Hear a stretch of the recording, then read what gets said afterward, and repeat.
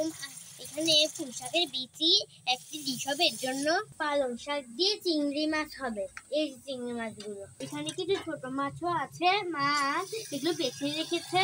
এখন দিল তেল, পেঁয়াজ, রসুন বাটা, এখন ছোট চিংড়ি মাছ, লবণ, হলুদ, মরিচ, পানি, একটুখানি মরিচ দিল।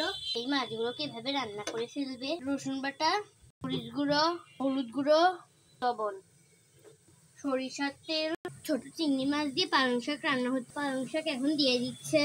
পালং শাক আর ছোট চিংড়ি মাছ দিয়ে আপনারা কে কে খেয়েছেন অবশ্যই কমেন্টে বলবেন।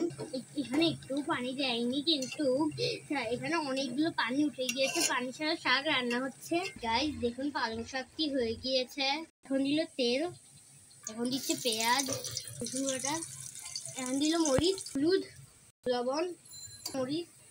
এখানে 5 মিশালি শুটকি এগুলো দিয়ে রান্না হবে। এখন দিয়ে দিল 5 মিশালি শুটকি। 5 মিশালি শুটকির সাথে এই পুঁই শাকের বিচিটা দিয়ে দিচ্ছে। এখন দিয়ে দিল। গাইস দেখুন এখানে একটু পানি দিচ্ছে। গাইস দেখুন এখন কিরকম লাগছে, একেবারে সবুজ হয়ে গিয়েছে। ছোট মাছটি এখন বসিয়ে দিয়েছে।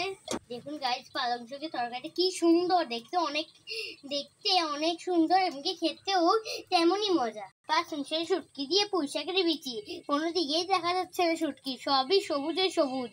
গাইস দেখুন এখানে 3টি খাবার আছে, চলুন গিয়ে দেখি মা রেঁধেছে কি।